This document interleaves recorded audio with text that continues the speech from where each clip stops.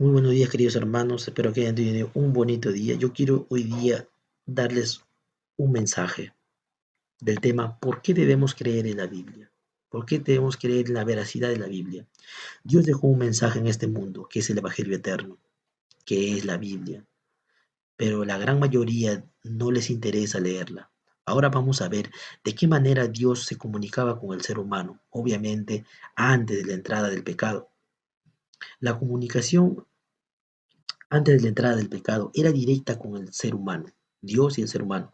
Pero un día entró el pecado y todo eso se acabó. En Génesis 3:8 vemos, vemos que dice así, y oyemos la voz de Jehová, Adán y Eva, Dios que se paseaba en el huerto al aire del día, y el hombre y su mujer se escondieron de la presencia de Jehová Dios entre los árboles del huerto.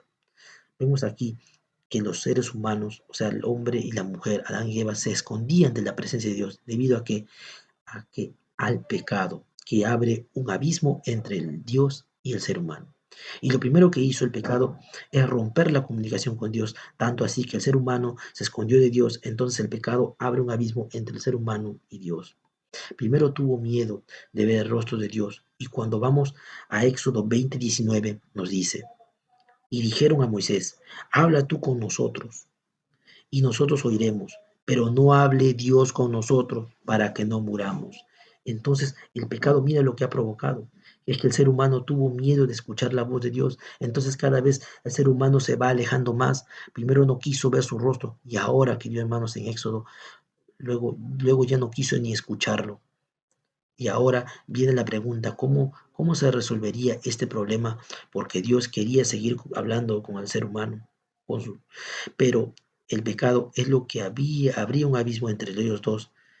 Eso dice el libro de Isaías capítulo 59, verso 2, donde nos dice, pero vuestras iniquidades han hecho división entre vosotros y vuestro Dios, o sea, el pecado, y vuestros pecados han hecho ocultar de vosotros su rostro para no oír. Pero Dios resolvió este problema levantando profetas inspirados por Dios. A través de los profetas Dios trajo la revelación para el ser humano que necesitaba conocer. Aquellos profetas levantados por Dios con un propósito, no porque ellos mismos se hacían llamar profetas o porque les daba la gana. Y Dios escoge a los profetas como Él quiere. Y gracias a ellos tenemos la Biblia. Como nosotros sabemos que ellos recibieron, ¿cómo nosotros sabemos que ellos recibieron revelación de Dios? En 2 de Timoteo 3:16 nos dice, toda escritura es inspirada por Dios y útil para enseñar, para redarguir, para corregir y para instruir en justicia. Entonces vemos que la Biblia está inspirada por Dios, revelado por Dios e iluminado por Dios. Son tres palabras que tienen distintos conceptos. La revelación es la manera como Dios demuestra al ser humano de manera general, ¿no? Dios se reveló en la naturaleza, Dios se reveló en una zarza a través de Moisés, ¿no? Vemos que Moisés se le reveló por medio de una zarza. En la segunda es la inspiración. Es, es un asunto que solo los profetas pueden experimentar. A veces los seres humanos confunden eso y dicen que están inspirados por Dios y dicen que ellos mismos se hacen llamar profetas.